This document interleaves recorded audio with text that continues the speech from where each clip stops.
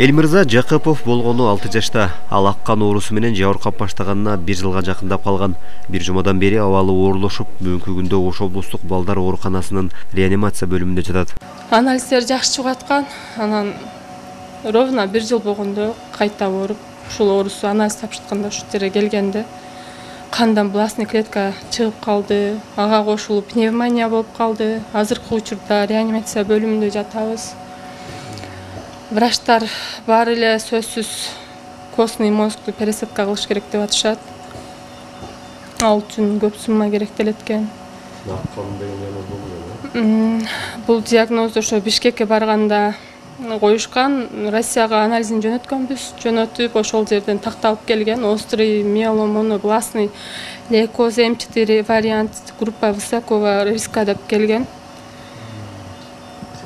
Азыркы учурда эми кайтадан химия алып, балам постный мозг операциясына чет өлкөгө алып барганга мажбурбуз. Бул жерде кылынбайт экен. Элмирзанын апасы Сабина Маликованын айтымында уулунда алгач оорунун эч кандай белгилери байкалган эмес. Ойноп күлүп эле жүргөн, кокустан эле жөтөлүп, көп ооруй баштап, дарыгерге кайрылышканда анализдин жыйынтыгы менен аккан оорусунун оор түрү аныкталган. Алгач Бишкек шаарындагы онкология ооруканасынан бир курс химия алып, андан соң үйдө дарыгерлердин айтканын жасап, 1 жылдай жакшы жүргөн. Былтыр улам жөтөлүп, ооруй бергенинен врачка кайрылганбыз. Развернутый анализ крови деп тапшыргыла деген, ошону тапшырганда эле бластный клетка кандан чыгып калган. Кийин Бишкекке барып бир курс химиотерапия алып келгенбиз.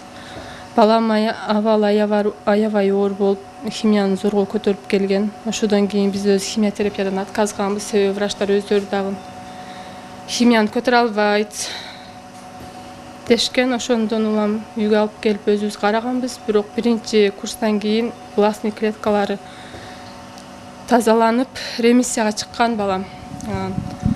1 жыл жакшы жүрдү, үйдөн уккан билгендерибизди кылып, балам жакшы болуп кетсин деп, жакшы карап, ай сайын анализ тапшыртып жүргөнбүз. Аябай ишендик, жакшы болуп кетет деп, бардык эле жаш баланын организми өскөн сайын жакшы болот, жеңип кетет дешкенден биз үйдө эле жакшы карадык, анализдерди тапшыртып аттык, жакшы чыгып атты. Анан кийин эле 1 жылдан кийин козгоп калды. Азыркы учурда эми муктажбыз.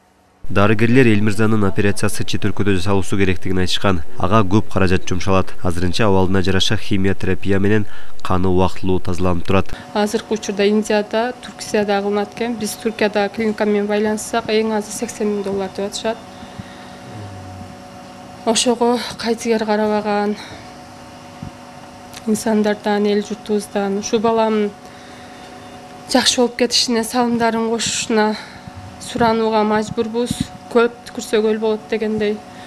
Ушу баламдын өмүрүнө кайдыгер карабай жардам берип койсо, балам жакшы болуп кетсе деп тилек кылабыз.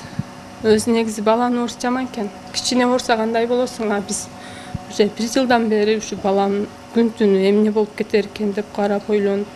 Элмирза үй бүлөдө 3 бир туугандын экинчиси. Ата-энеси Ош облусунун Кара Суу районунун тургундары. Алар учурда колдон келген аракетин жасап, чет өлкөдө жасалуучу операцияга $80,000 каражат издеп жатышат. Андыктан улуу Рамазан айында кайрымдуу инсандардан жардам сурашат. Бул балам экинчи балам. Пересадка кылганга сүйлөштүк. Эме кылса бир $80,000 кетет деп атышат.